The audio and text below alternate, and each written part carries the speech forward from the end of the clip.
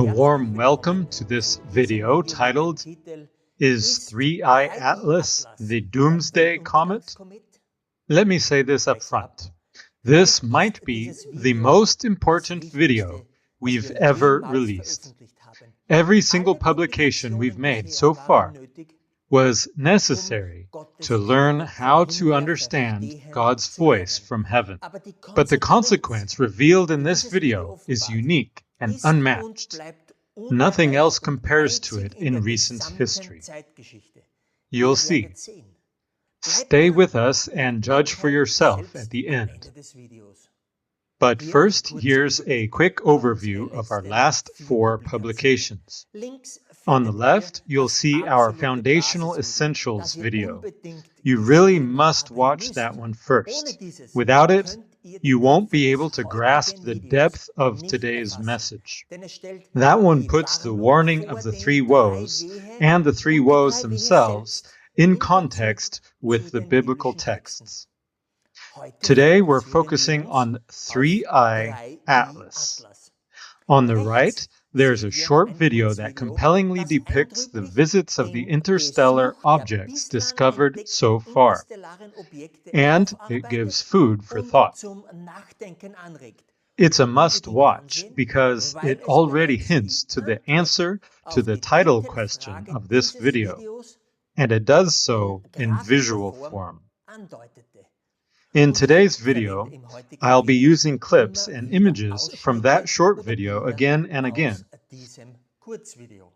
And here you can see the related article that goes along with the videos.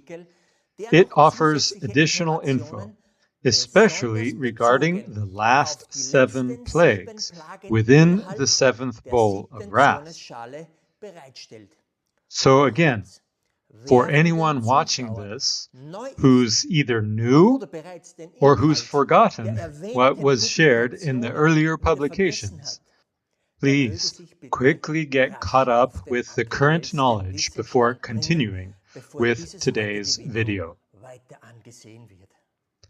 This latest article is titled Elijah and the Silent Witnesses, and it was published on July 22nd and 23rd, 2025.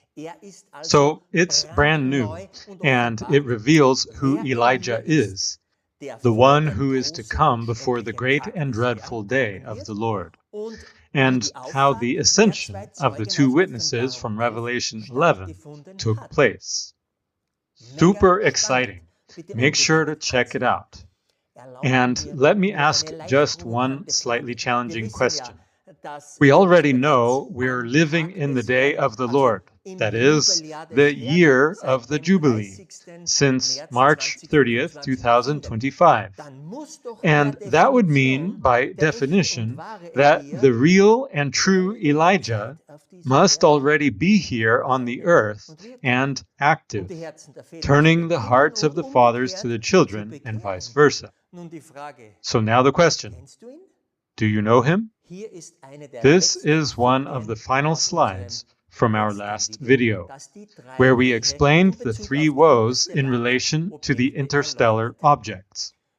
Here we have 1-Eye, Oumuamua, which issued the 3-woe warning.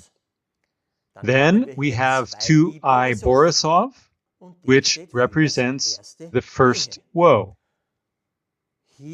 Here is the newly discovered 3-Eye Atlas, which logically represents the second woe. That's now unfolding. And we still expect a 4th interstellar object. That will represent the Holy City when Jesus returns. And that, of course, will definitely be an interstellar object. So far, a quick refresher from the last video. Today, we're focusing in detail on 3-Eye Atlas. Here we have a timeline that gives an overview of the last video called Woe, Woe, Woe. Let's mark where 3i Atlas was officially discovered and named. We already covered this in the last video. Here is July 1st, 2025, when 3i Atlas was officially discovered. Now let's gather more info, like this from Wikipedia. 3i Atlas is an interstellar comet discovered while inbound by the Atlas station in Chile on July 1st, 2025. We read that it's moving incredibly fast, at a relative speed of 61 kilometers per second. That's extremely fast. It follows an unbound hyperbolic trajectory, so almost a straight line, only slightly bent by the sun. It's the third interstellar object confirmed passing through our solar system, after 1i Oumuamua and 2i Borisov. So far, so good. From this short bit of text, we already learned that it's moving very, very fast, much faster than the other interstellar comets. That's why it follows this hyperbolic path, almost completely straight. And that already tells us this is a one-time visitor, an object that won't ever come back to our solar system. Over here on the right, you can see a little animation of the path of 3i Atlas. And it clearly shows, visually and graphically, that this object is barely deflected by our sun at all, because it's so massive and so fast. Let's keep reading in Wikipedia. 3i Atlas will come to perihelion on October 29, 2025. The comet's velocity suggests it originated in the thick galactic disk, which contains many older stars. And therefore, the comet may be water-rich and could be more than 7 billion years old. Because of its extreme speed and hyperbolic path, the visitor must be very old.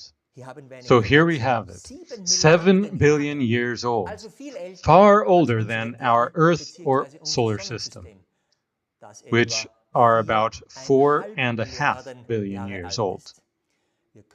So we're starting to get the sense that this object is on a special mission. On the right, I've added a few data points showing when 3i will be nearest to certain celestial bodies. Now, let's read about the history of the discovery of 3i Atlas. Please read this part from Wikipedia.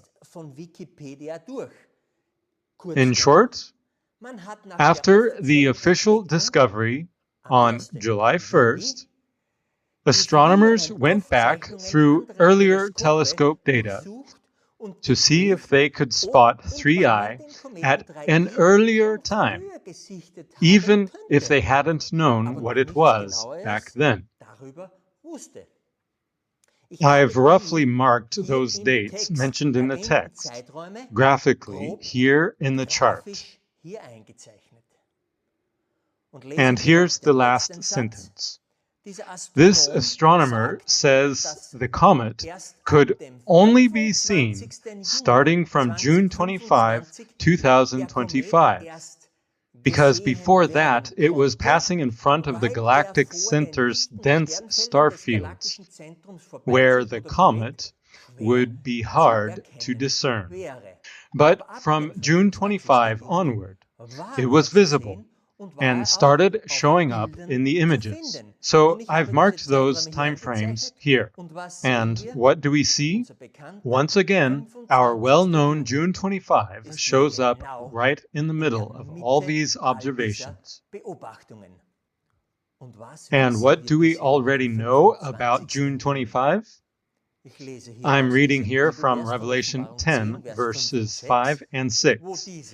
where this angel here swears that there should be time no longer.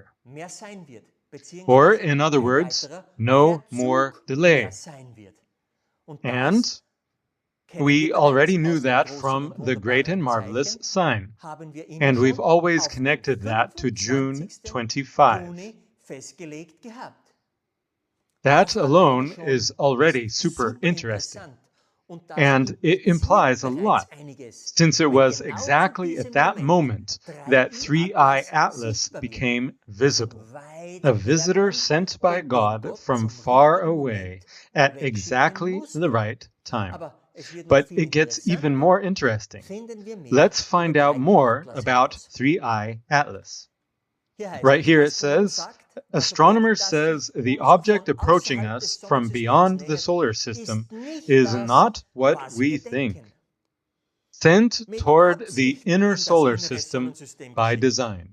So what is it then really? What does it mean that it was sent by design into the solar system? And this is being said by astronomers, most of them unbelieving scientists. So now, let's find out what it really is, biblically speaking. Let's read this part here. Although NASA leans toward the comet theory, the object's size and the directed movement still raise questions. The true nature of 3i Atlas remains unknown. Scientists are continuing to study it as it moves closer to the sun. While many accept the comet theory, Loeb, one of the astronomers, believes the unusual characteristics are worth deeper investigation. So yeah, they're puzzled. They're not all in agreement about what this really is. Its features are definitely different from the earlier comets. By now we know it's huge, at least 10 times bigger than 2i Borisov. It shows an extreme speed. It's incredibly old, and it became visible at a very, very specific time. Let's read further. Asteroids and comets can have all sorts of orbits, but they are still circumnavigating the sun. This object, though, was moving too rapidly and in a very elongated manner, which indicated it is not bound to the sun's gravity and will never pass through our solar system again. So we already know it's a one-time visitor. It won't come back. And there over here on the right, we read, there are also hints that the object is somewhat red, a telltale sign that it's made of primeval matter that coalesced during the early days of its planetary system. So it's probably an extremely old geologic time capsule. Wow, reddish color and something like a time capsule? And again, this is what scientists are saying. Astronomers, not necessarily believers. Let's read the article below. Snapshot of a new interstellar comet. 3i Atlas has a red and featureless spectrum. And right here in the middle, these observations confirm the cometary nature of 3i and reveal a red coma, redder than most solar system comets. So, what could this reddish color mean? Especially now that we know the sign of the Son of Man has already fully formed, that the mu of the Euphrates is already dried up, and that in the last video, we already connected 3i Atlas with the second woe. So, what's happening in heaven at the end of the investigative judgment? What is Jesus doing? And what final actions is he taking in the most holy place and in the holy place at the close of the heavenly day of atonement? What is reddish and comes from interstellar space, sent by God? Watch these few seconds from the short video, The Seventh Trumpet Begins to Sound. Do you now understand what our high priest Jesus is doing in heaven or has done?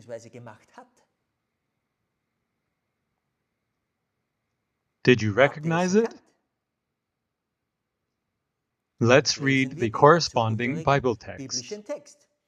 And another angel came and stood at the altar, having a golden censer. And there was given unto him much incense, that he should offer it with the prayers of all saints upon the golden altar which was before the throne. And the smoke of the incense, which came with the prayers of the saints, ascended up before God out of the angel's hand. And the angel took the censer and filled it with fire of the altar and cast it into the earth. And there were voices and thunderings and lightnings and an earthquake. Do you understand now what's happened up in the heavenly sanctuary? Jesus has thrown the censer with the coals. And three-eye Atlas, with its reddish color like glowing coals, is the sign showing us what's going on, so that we can see it and understand it. Are you aware that no high priest has ever thrown the censer before? Not on earth and not in heaven. Do you realize that this only happens once? And that's at the end of the intercessory ministry. I'd say this is a bombshell, thunder, earthquake kind of message, if I can put it like that. For God's children, those who've listened to his voice from heaven, it's good news. Because it means our Lord is coming very soon. Hopefully, they're ready and awake. But for many, this message will probably come as a shock. They didn't know that a decision had been made in heaven about both the dead and the living. I hope it's clear that once the censer has been thrown, the point of no return has been crossed. The die has been cast, like Julius Caesar once said. There's no going back. This is final. The question is no longer if the coals will hit the earth, but only when. Remember, this heavenly woe messenger, three-eye Atlas, is also showing us the second woe, with great destruction. So let's just say this clearly. All the warnings we've tried to give so far were not a joke. Even if some viewers or followers have become impatient, we're just thankful that God held back these coals as long as he did. But now it's happened. Let this slide, this heavenly proclamation, sink in for a moment. There's a parallel verse that goes with this heavenly scene. We find it in Ezekiel chapters 9 and 10. Let's first read from chapter 9 on the left. And the glory of the God of Israel was gone up from the cherub, whereupon he was, to the threshold of the house. And he called to the man clothed with linen, which had the writer's inkhorn by his side. And the Lord said unto him, Go through the midst of the city, through the midst of Jerusalem, and set a mark upon the foreheads of the men that sigh and that cry for all the abominations that be done in the midst thereof. That was verses 3 and 4. This is about a sealing process. We've mentioned so many times how Jupiter, during its 12-year circuit through the Mazzaroth, represented the sealing of the living in the heavens. Now let's read on the right, Ezekiel 9, verse 11. And behold, the man clothed with linen, which had the inkhorn by his side, reported the matter, saying, I have done as thou hast commanded me. This verse clearly shows that the sealing is complete. So what happens next in chapter 10? Let's read Ezekiel 10:2. And he spake unto the man clothed with linen, and said, Go in between the wheels, even under the cherub, and fill thine hand with coals of fire from between the cherubims, and scatter them over the city. And he went in my sight. Now let's also read verse 6. And it came to pass that when he had commanded the man clothed with linen, saying, Take fire from between the wheels, from between the cherubims, then he went in and stood beside the wheels. This picture here comes from the Orion presentation from back in 2010, a must study. Here we have Alni Tak, Alni Lam, and Mintaka, the belt stars, the three thrones in the most holy place. Even back then, we already understood that Orion represents this wheelwork, this clockwork. How many times have we talked about the heavenly temple? Who was really listening? Who took it seriously? So, what ends before the coals or the censer are thrown down to the earth, or rather, to the city of Jerusalem? The sealing of the 144,000. And until these coals, whatever they turn out to be, arrive, the 144,000 will still lead many to righteousness, just as it's described in Daniel chapter 12. That brings us to the next event, one we've talked about so often. Let's start by reading Daniel 12:1. And at that time shall Michael stand up, the great prince which standeth for the children of thy people. And there shall be a time of trouble such as never was, since there was a nation, even to that same time. And at that time thy people shall be delivered, everyone that shall be found written in the book. So Jesus must stand up from the investigative judgment, meaning he's completed it, in order to come to our aid and to deliver us. He must have stood up if he's throwing the censer. Do you see that a certain door has closed here?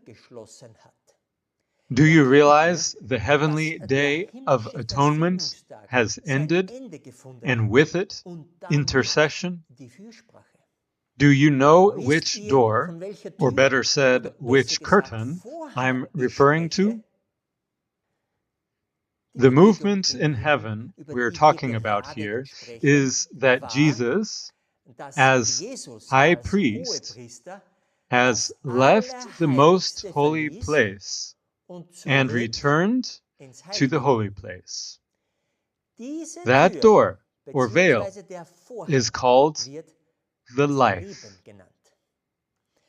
I am the way, the truth, and the life.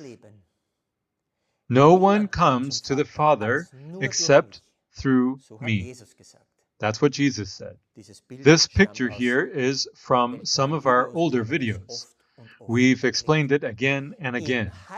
In the holy place, the censer is used to carry the coals from the altar of burnt offering to the golden altar, where the prayers of the saints are offered before God's throne. That's part of the continual priestly service. And when the censer is thrown to the earth, it means the heavenly priestly ministry has ended. By the way, 3i Atlas also represents the second woe, which is connected to the sixth trumpet. You already know that. Let's read that verse, Revelation 9:13-14. And the sixth angel sounded, and I heard a voice from the four horns of the golden altar, which is before God, saying to the sixth angel which had the trumpet, loose the four angels which are bound in the great river Euphrates. Where is the golden altar again? Here is that altar. Where is the voice coming from? From right here. Exactly at the place where the censer is needed to continually bring the coals so that the prayers of the saints are acceptable. Now, the releasing of the four angels is supposed to happen according to the hour, day, month, and year. I explained that in the last video. Do you see how all these Bible texts are linked and how suddenly everything falls into place? Do you see how significant the appearance of 3i Atlas is? So, what does the priest do after his service is finished? He changes clothes. He takes off the priestly garments and puts on his royal robes, because Jesus is coming back as King of Kings and Lord of Lords. This image here is from the article, The Books Are Closed, from back in 2018. You all know that it took us until 2025, until now, to fully understand the voice of God from heaven, so we could correctly interpret the time periods mentioned in Revelation. But what we already recognized back then was that the change of clothes of the high priest, as Orion, happens in the constellation of Gemini in this context. Here we have the high priest shown, and here the king, the lion. And in between is the moment of the change of garments. And that's exactly what's happening now in 2025. In the past few days and weeks, God has sent us several dreams through which He lovingly showed us this hidden change of garments process happening in heaven. I'm just mentioning this as an FYI. I won't be going into detail about those dreams here and now. We saw the coals in Ezekiel being scattered over the city. And in Revelation, we see the censer, which is represented by 3i Atlas. But there are two more scriptural connections in Revelation that point to this hail of coals.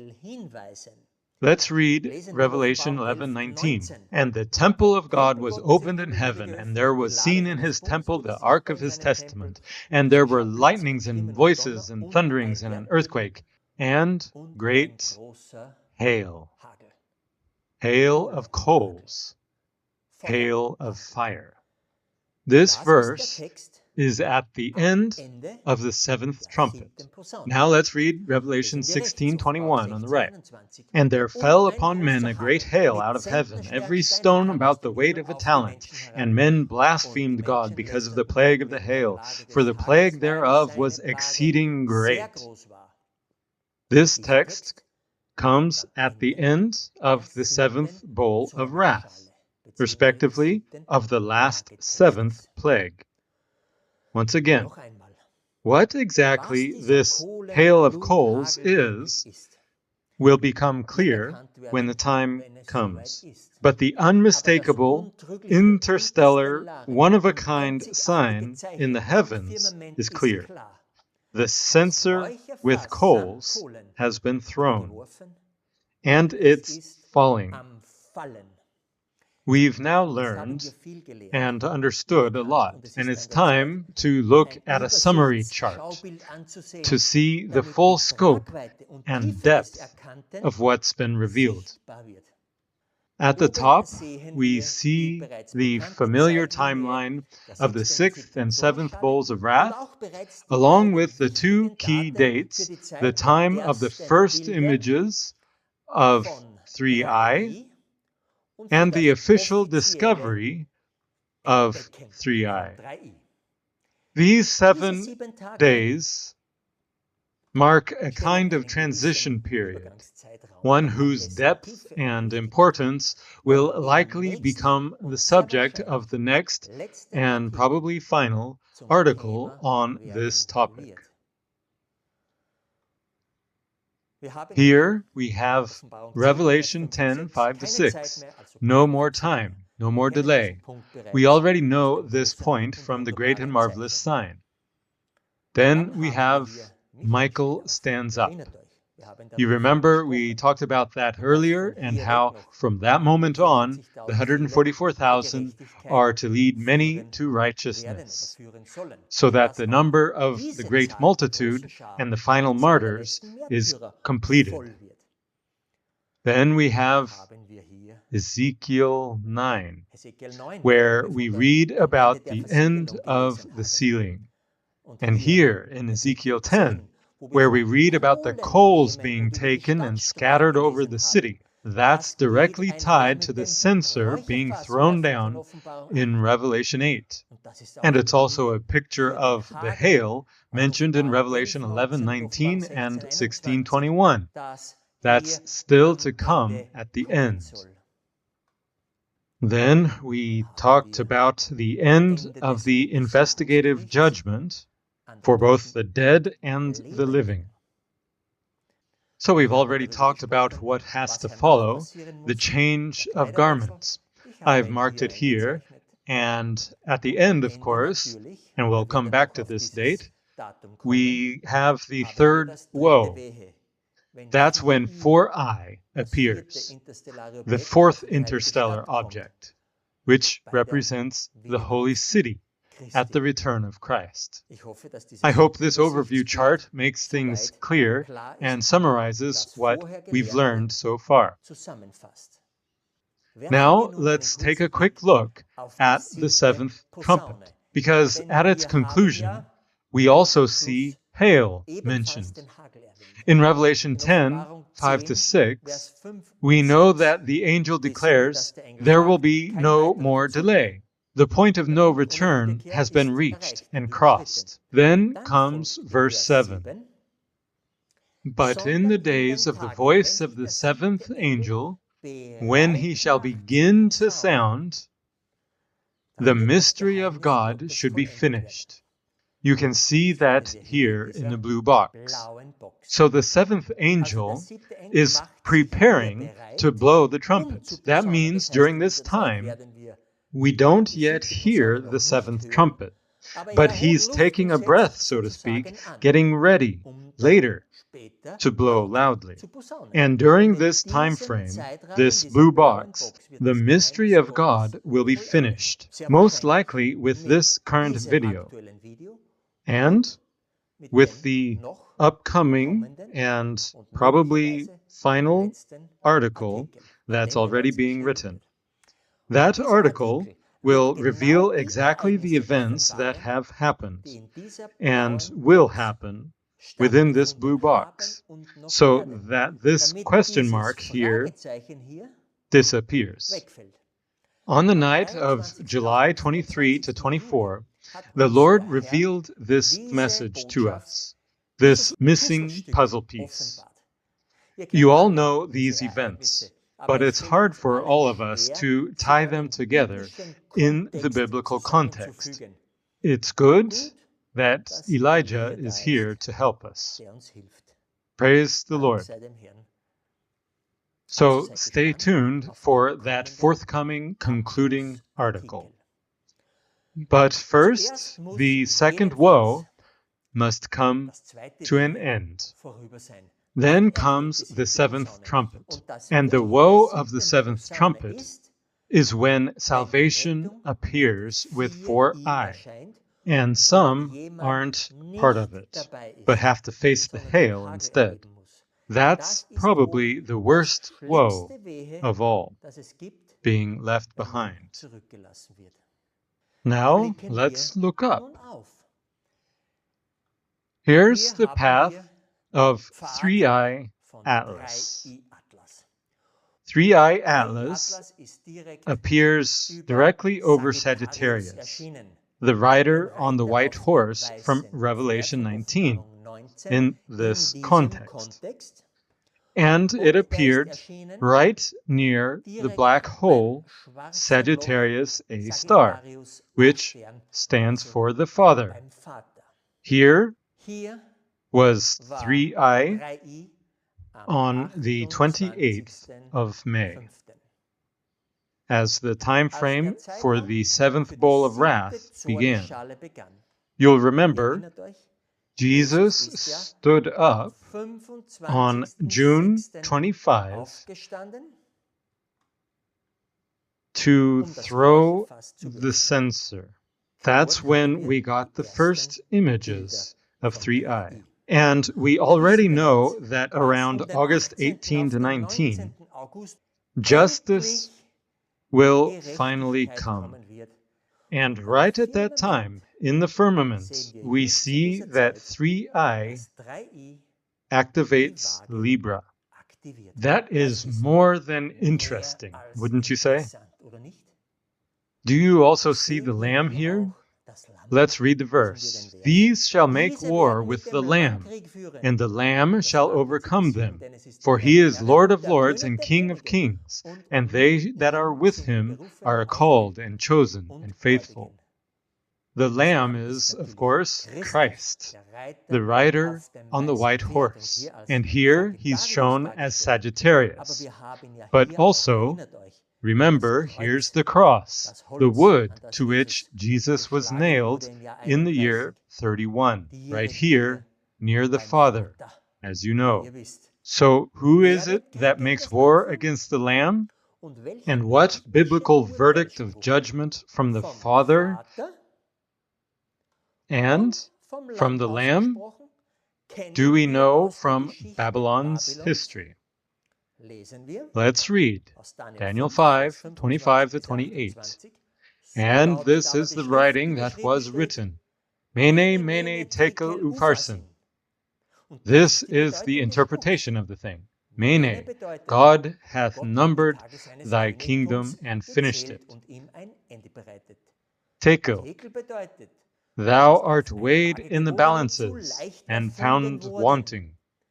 Peres, thy kingdom is divided and given to the Medes and Persians. So in this context of Babylon being weighed, Sagittarius represents the United States, fallen Protestantism, the second beast. One mene along the path of 3-eye belongs right here in this first section of time. Ophiuchus, the serpent bearer, represents the papacy in the Vatican. The second mene applies to this section of time, and it applies to the first beast, Then we have tekel. We recognized early on that in ancient times, the claws of the scorpion were considered part of Libra, the scales. So the biblical theme of weighing could start to apply from around August 11. And Peres, or Upharsin, falls right there where the weights sit in the scale. The earth is being returned into the hands of the true king of the earth, just like the text of the seventh trumpet expresses. Who is the king of the earth at that time? The returning Jesus Christ, the king, because it fits perfectly with this imagery. In the text of the sixth trumpet, which is connected to the second woe, we read about lion heads and fire, smoke, and brimstone, which are linked in the video, the last act in the drama, to Pope Leo XIV. Leo is lion, and the colors to the Swiss Guard at the Vatican. And Ophiuchus, who stands for the papacy, rides a beast. And the tail of that beast causes damage. Here's the beast that Ophiuchus is riding, the scorpion. Please go back and watch that video again. Read the sixth trumpet text again too. Three-Eye Atlas appeared in the perfect spot and points 100% to this passage of the trumpet, or second woe. Dear friends, this is no coincidence. 3i passes through the three enemy constellations around the cross of Jesus. You could say Sagittarius stands for fire. Ophiuchus for the smoke screen of Leo, you remember from the video? And Scorpius for the brimstone. Definitely, ever since 3i Atlas appeared, the call for Armageddon has grown very, very loud. And the hour of temptation that's coming upon the whole world is right at the door. Now, I need to at least briefly touch on one more topic, even if I don't go into full detail. But it's important that you're aware. A few days ago, we published the article Elijah and the Silent Witnesses, where Brother Ray presented the topic of the two witnesses and showed how their ascension was portrayed in the heavens at the appointed time. I'm not going to dive into that topic here, but from the heavenly ascension of those witnesses, we can learn when the return of Jesus and the great general rapture will take place. In that article, Brother Ray explained that God sent us a dream in which he reminded us of the well-known comet C-2020 F3 Neowise, whose path you see in this image. For us, it was and still is the comet of Elijah. And right at the two ends of its path, within 2 weeks, 2 novae appeared in special constellations. That's extremely rare. Actually, totally unique. Because both novae were visible to the naked eye at the same time. That's never happened before. You can Google it. Yes, there were 2 novae that appeared about 400 years ago, but they weren't visible to the naked eye. And on top of that, we were expecting the ascension of the 2 witnesses from Revelation 11 during this time. You can read all about it in the linked article. Please do, because as I said, there's going to be a follow-up or final article on this topic. But for now, I just want to show you on the timeline when these two novae appeared. You've seen this chart before. And now I've marked the two novae on it. The first one appeared on June 12, and the second on June 25. That's the same time frame in which 3I was discovered and the first images were taken. And again, we see June 25 standing out. I'm just mentioning something now. The first nova was visible to the naked eye until about July 10, and the second nova was naked eye visible until about July 5. So perfectly aligned with that time frame. You can see how everything is converging right in the core period when 3I became visible. And all of this has deep meaning, which will be unpacked in detail in the next article. All of this, considering how unique it is, cannot be coincidence. Please stay alert and keep your eyes on the news. Or better, think about what has already happened in this time frame so far. Because after the ascension of the two witnesses, verses 13 and 14 follow until the second woe is past. That's when the great earthquake happens. A tenth part of the city falls. 7,000 people are killed in the earthquake. The remnant are affrighted and give glory to the God of heaven. There are 5 things we need to watch for. And in verse 14, it says the second woe is then past. Try to discern how God views the events on this world, both political and religious aspects. And remember, when they say peace and safety, then sudden destruction comes. It is about this time period we're currently observing. Look forward to the next article. That's all for now about the two novae. Back to the dream. Here's the path of C2020 F3 Neowise, the comet of Elijah. I've marked it here in green.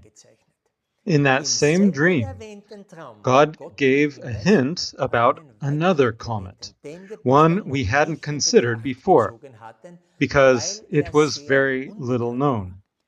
C2020 F7 Lemon. I've marked it here in yellow. It was discovered on March 22nd, 2020, right here at the white dot. By the way, F3 and F7 were discovered within 7 days of each other in March 2020. So, one after the other. And think about this.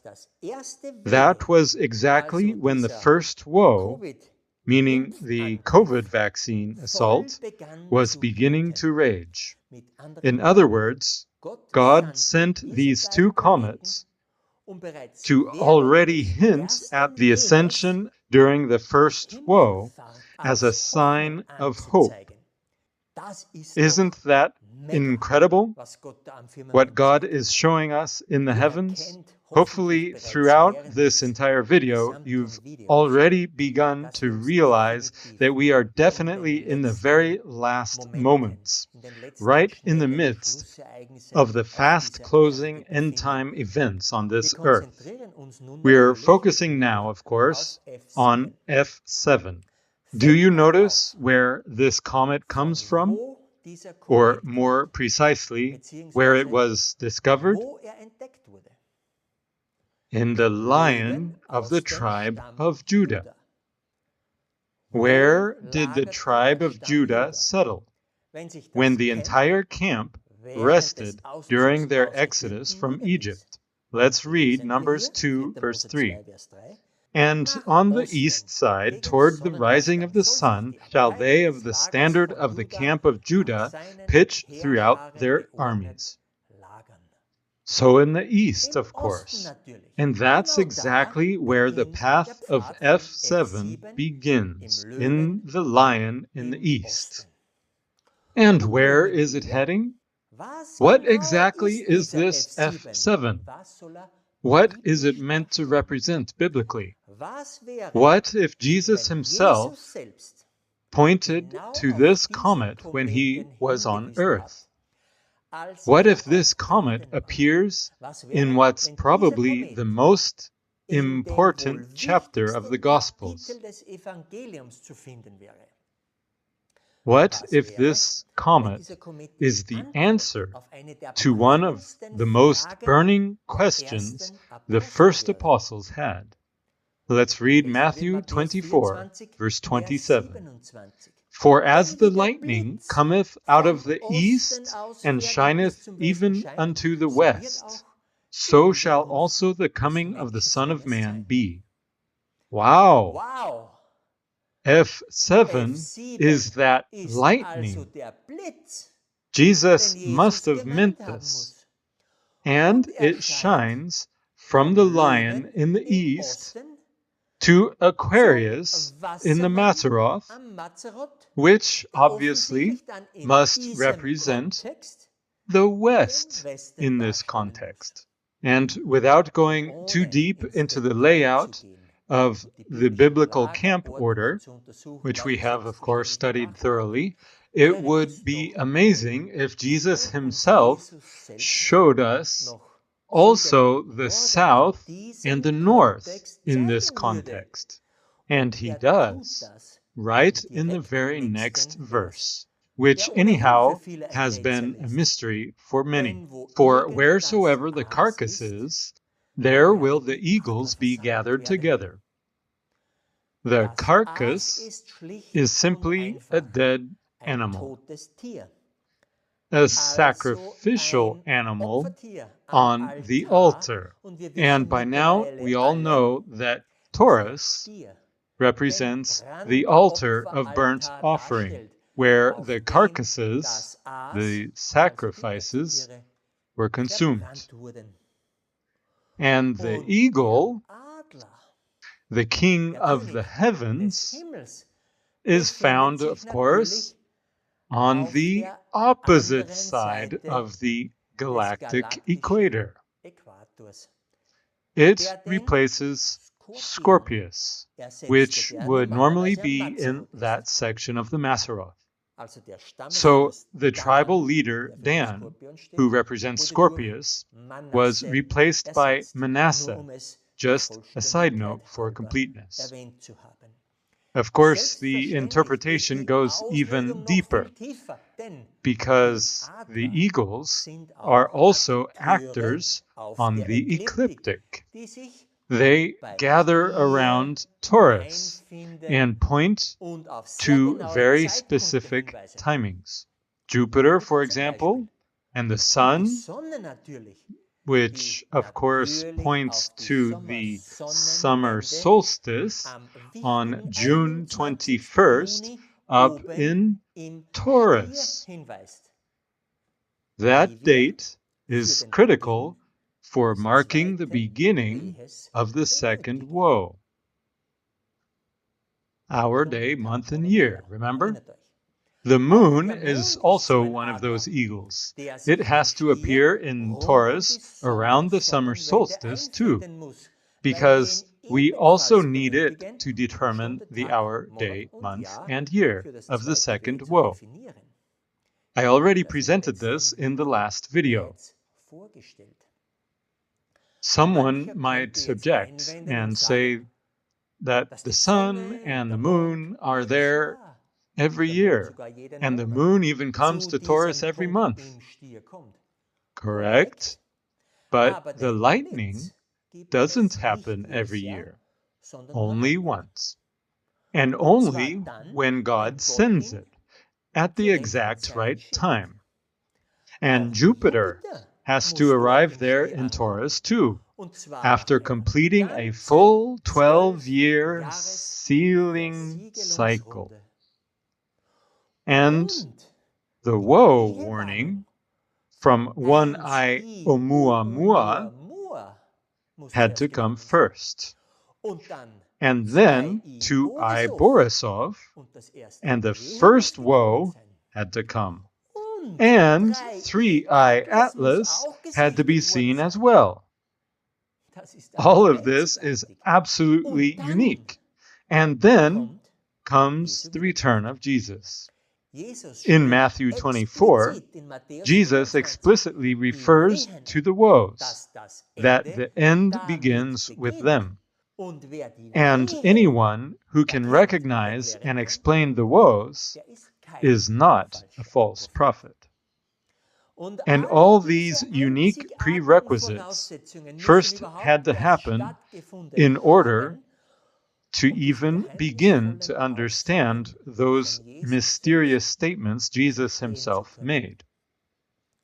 Again, he said many false prophets will come in that time, claiming this and that, but don't believe them, unless someone can explain all these unique events, and those you should believe. I don't think you've ever heard these two oft-questioned verses of Jesus explained like this before. Did he know the time? Did he know that his Father had placed a clock in the heavens? Don't you also think that his advice to look up when these things begin to happen was given very intentionally? Shouldn't those voices fall silent now? The ones who claim that Revelation can't be deciphered? Or the ones who say you don't need to understand the voice from heaven? I'd say Jesus himself silences them with this understanding. Because with just these two verses, he proves that the answer to the disciples' questions must be shown in the heavens. God the Father has a clock in the firmament, and his Son knew it. Not a single word Jesus ever spoke is insignificant or should be overlooked. We could say so much more about Matthew 24, but time probably won't allow. But I still want to highlight one aspect from Matthew 24. Let's read verses 21 and 22. For then shall be great tribulation, such as was not since the beginning of the world to this time, no, nor ever shall be. And except those days should be shortened, there should no flesh be saved. But for the elect's sake, those days shall be shortened. First, notice, it talks about a great tribulation, one that has never happened before. That's the same wording we see in Daniel 12:1, when Michael stands up. But now, let's focus on the shortened time. The lightning answers the question, how long was time supposed to run? Jesus uses the lightning to point to Aquarius in the west of the Mazzaroth. Here is a close-up of that lightning in the west at Aquarius. When does the lightning first reach the west? Roughly from February until July 2031. This lightning loop appears in Aquarius for the first time, and the tip of the loop points to May 2031, almost exactly to Passover week, when Jesus was crucified on May 25 in the year AD 31, clear as day. If you zoom in on this tip, the time of this first loop in the west points to just a few days before Passover week in May 2031, maybe even exactly to the days when Jesus spoke those prophetic words in Matthew 24. Either way, that's mind-blowing. And now, one of our most important Bible studies, our article series, Shadows of Gethsemane, has been confirmed in the heavens by Jesus' very own words. Because if you count backwards, using the well-known Christian idea of 2,000 years of New Testament time from the crucifixion until Jesus returns, starting from the year confirmed by the heavens of 2031, then that clearly and 100% confirms the crucifixion year as AD 31.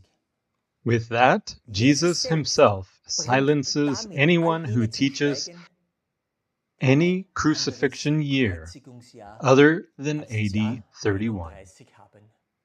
And so, once again, you can discern who has studied correctly and who hasn't. Jesus' lightning brings clarity to this issue, don't you think? Let's read John chapter 21. Therefore that disciple whom Jesus loved saith unto Peter, It is the Lord. Now when Simon Peter heard that it was the Lord, he girt his fisher's coat unto him, for he was naked, and did cast himself into the sea. And in verse 11 it says, Simon Peter went up and drew the net to land full of great fishes, 153. And for all there were so many, yet was not the net broken. Here I've just done one little calculation. This is the spring equinox on March 20, 2025, which we absolutely need as the starting point of the Jubilee year. That's when the Sun of Righteousness, the symbol of the great fisher of men, stood at the spring equinox point. Now let's add the 153 days that this Bible passage suggests. Where do we land? On August 19 or 20, 2025, depending on whether you count inclusively or exclusively. And right there, we expect the seventh trumpet to sound. And then the events mentioned in Revelation 11 will become visible, which we'll cover in another video.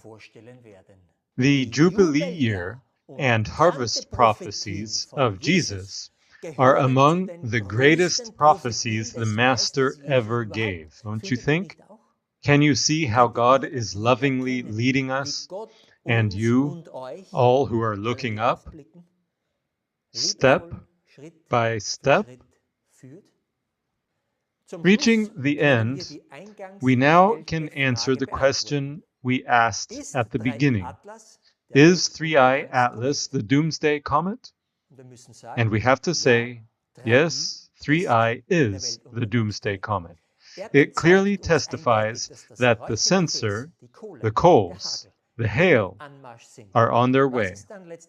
We will recognize soon enough what ultimately and literally causes the lake of fire. But the warning has been given in the heavens loud and clear. And I hope I was able to tie together many loose threads in this video.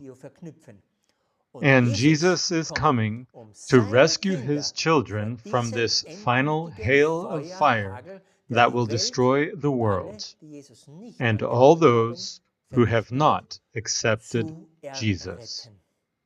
Anyone not part of that rescue will definitely have to endure the third and final woe. But to end on a note that touches the heart, for all of you who have journeyed with us through highs and lows, pause here and on the next slide, take your time and read the words with reverence, with hope, and with joy. Let them sink in.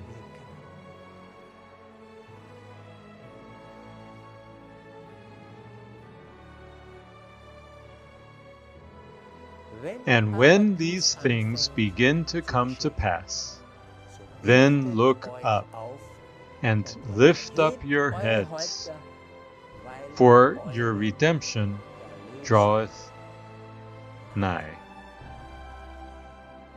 May his children lift up their heads, because our redemption is more than near. Time on this earth is running out. Please hold on. Amen.